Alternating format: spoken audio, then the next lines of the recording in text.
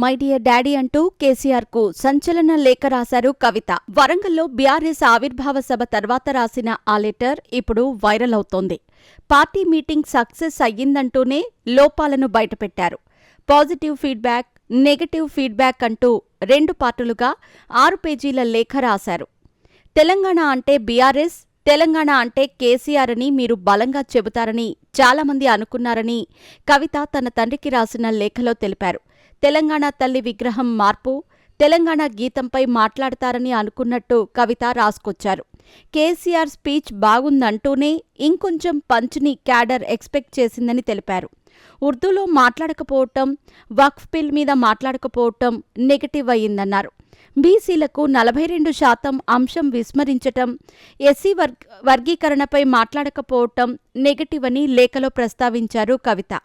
ఇంత పెద్ద మీటింగ్కు పాత ఇన్ఛార్జీలను ఇవ్వటంపై కొన్ని నియోజకవర్గాల్లో నెగటివ్ ఫీడ్బ్యాక్ వచ్చిందని కవిత తన లేఖలో చెప్పారు. లోకల్ బాడీ ఎన్నికల్లో ఈ ఇన్ఛార్జీలే బీ ఫామ్స్ ఇస్తారని ప్రచారం చేసుకుంటున్నారని అన్నారు.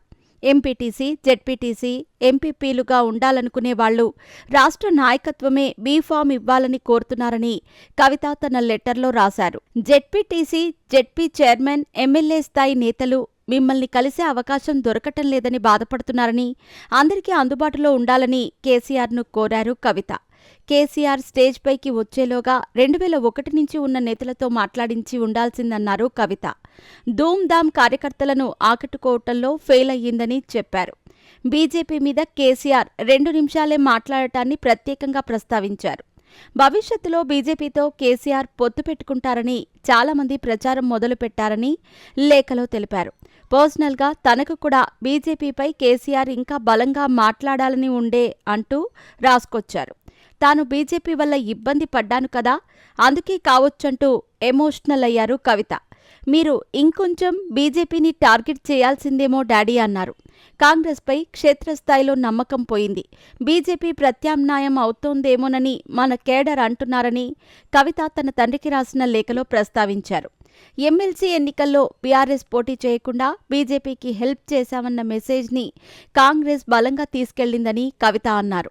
ఈ పొలిటికల్ సినారియోను అడ్రస్ చేయటానికి మీరు స్పెసిఫిక్ ప్రోగ్రామ్స్, గైడ్లైన్స్ ఇస్తారని అంతా ఎక్స్పెక్ట్ చేశారని, అలా జరగలేదని కవిత వాపోయారు. ఇప్పటికైనా 1-2 రోజుల ప్లీనరీని పెట్టాలని కోరారు. పెద్ద లేఖ రాసినందుకు క్షమించాలన్నారు కవిత. ఆమె రాసిన లేఖ ఇప్పుడు తెగ వైరల్ అవుతోంది.